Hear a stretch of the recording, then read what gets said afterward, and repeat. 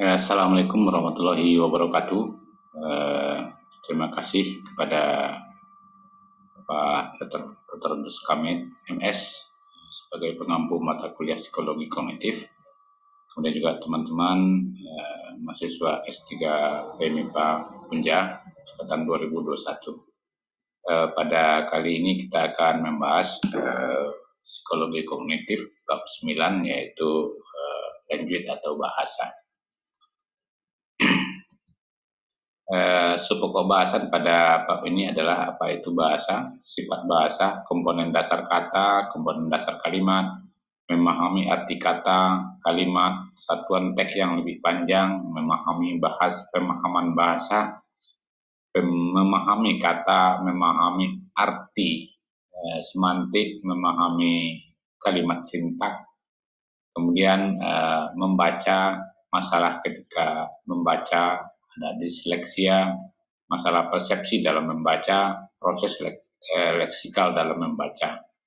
Kemudian juga memahami percakapan dan esai, wacana, memahami kata yang diketahui, mengambil arti kata dari memori, memahami kata yang tidak diketahui, menurunkan makna kata dari konteks, memahami ide, representasi, memahami teks berdasarkan konteks sudut pandang, dan representasi teks dalam mental. Baik, yang pertama apa itu bahasa? Ya, sehari-hari kita selalu menggunakan bahasa ya. Ada lebih dari 7.000 bahasa yang digunakan di dunia pada saat ini. Sebagian besar itu belum diberi nama. Bahasa adalah penggunaan cara yang terorganisir untuk menggabungkan kata-kata untuk berkomunikasi dengan orang di sekitar kita.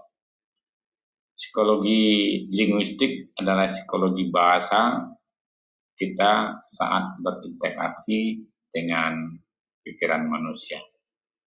Ada 6 sifat bahasa. Yang pertama komunikatif, bisa berkomunikasi dengan orang banyak. Yang kedua simbolis, sewenang-wenang, artinya ini semaunya begitu. Terstruktur secara teratur, kemudian terstruktur pada beberapa tingkatan, generatif, produktif, kemudian dinamis, bahasa terus berkembang. Komponen dasar dari kalimat. Meski kita menyusun kalimat sangat mudah ketika kita berbicara, kerangka aturan yang substansial tersembunyi di balik pembuatan kalimat ini. Sintak mengacu pada cara kita menggabungkan kata-kata untuk membentuk kalimat. Sebuah kalimat setidaknya terdiri daripada 2 bagian. Yang pertama adalah frase, kata benda yang berisi setidaknya ada 1 kata. Yang kedua adalah frase kata kerja yang mengandung setidaknya 1 kata kerja. Mari kita lihat bagaimana fonem, morfem, morfologi, dan sintaksis. Dalam bahasa, tentu ini menjadi suatu hal yang penting dalam membentuk suatu bahasa. Fonem adalah suara-suara tunggal dalam percakapan yang direpresentasikan oleh sebuah simbol tunggal. Misalnya ada huruf B, huruf A, huruf K, dan lain-lain sebagainya. Sedangkan morfem adalah unit-unit terkecil yang memiliki makna. Morfem ya, yang berupa kata-kata atau bagian dari kata seperti prefix ada awalan atau sufix akhiran atau kombinasi prefix dan sufix. Jadi ini sudah mempunyai makna di sini. Kemudian morfologi adalah suatu studi ya mengenai struktur kata. Sedangkan sintaksis yakni pengaturan yang mengendalikan kombinasi kata dalam frase dan kalimat sehingga kalimat tersebut dapat dengan mudah dipahami dan mudah dimengerti. Kemudian memahami kata, arti kata, kalimat, dan satuan teks yang biasanya lebih panjang. Tanpa kita sadari ketika kita membaca dan berbicara, penting tidak hanya untuk memahami kata-kata dengan kalimat, tetapi juga untuk mengetahui arti dari keseluruhan percakapan atau tulisan yang lebih panjang. Semantik adalah studi tentang makna dalam sebuah bahasa. Seseorang semantis akan memperhatikan bagaimana kata-kata dan kalimat mengungkapkan makna. Ceramah atau wacana meliputi penggunaan bahasa pada tatanan pada tataran di luar kalimat seperti dalam percakapan, paragraf, cerita, bab, dan keseluruhan karya sastra. Memahami bahasa. Banyak proses yang terlibat ketika kita mencoba memahami apa yang dikatakan seseorang. Pertama-tama mungkin kita perlu memahami dan mengenali kata-kata yang diucapkan, dan kita membutuhkan untuk memberi makna pada kata-kata tersebut. Selain itu, kita juga harus memahami kalimat yang kita dengar. Proses-proses ini akan dibahas pada bagian-bagian selanjutnya. Kemudian memahami kata. Kita dapat melihat ucapan dengan kecepatan yang luar biasa. Di satu sisi kita juga dapat memahami sebanyak 50 fonem per detik ya, dalam bahasa. Jadi bagaimana kita mengambil arti kata-kata, semua kata disimpan dalam leksikon mental kita yang berisi kata-kata dan artinya. Kemudian arti semantik. Dalam semantik, denotasi adalah definisi kamus yang ketat dari sebuah kata. Konotasi adalah nada emosional, pra-anggapan, dan mana non-implisit kata lainnya. Secara bersama-sama, denotasi dan konotasi membentuk mana sebuah kata. Karena konotasi bisa berbeda di antara orang, ada yang menjadi variasi mana yang terbentuk. Kemudian sintak, ya, memahami kalimat sintak. Sintak adalah cara sistematik di mana kata-kata dapat digabungkan dan diurutkan untuk membuat frasa kalimat yang bermakna. Studi tentang sintaksis memungkinkan analisis bahasa dalam unit-unit yang dapat dikelola, karenanya relatif mudah dipelajari. Membaca ya, peneliti Prancis bernama Emile Japal menemukan fenomena bahwa dalam proses membaca, mata manusia tidaklah mengamati huruf demi huruf ya, secara berurutan, melainkan bergerak dalam loncatan-loncatan kecil, gerak sakadik ya, dengan disertai fiksasi sesaat di titik-titik tertentu. James McCann berupaya menemukan seberapa banyak yang dapat dibaca manusia normal selama sebuah periode fiksasi visual dengan menggunakan taktiskop. Patel menentukan berapa waktu yang dibutuhkan untuk mengidentifikasi hal seperti bentuk, warna, huruf, dan kalimat. Hasil eksperimen mendukung hasil studi-studi sebelumnya tentang atensi, namun sebuah hasil yang menarik minat Patel berkenaan dengan fakta bahwa reaksi berhubungan dengan familiaritas partisipan terhadap materi visual yang diberikan. Masalah-masalah dalam membaca atau disleksia. Orang yang menderita disleksia kesulitan dalam mengartikan, membaca, dan memahami teks yang ada. Masalah dalam pemrosesan fonologis, dan dengan demikian dalam identifikasi kata menimbulkan batu sandungan, terutama dalam belajar membaca.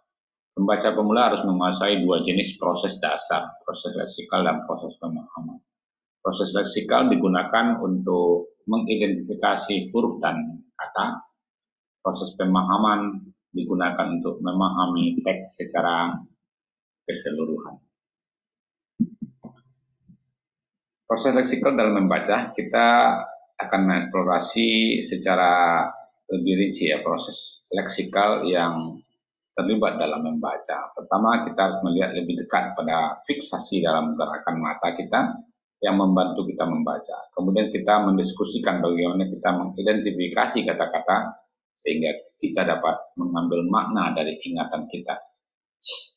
Dan akhirnya kita mempertimbangkan hubungan apa yang ada di antara kecepatan dan kecerdasan akses leksikal tersebut.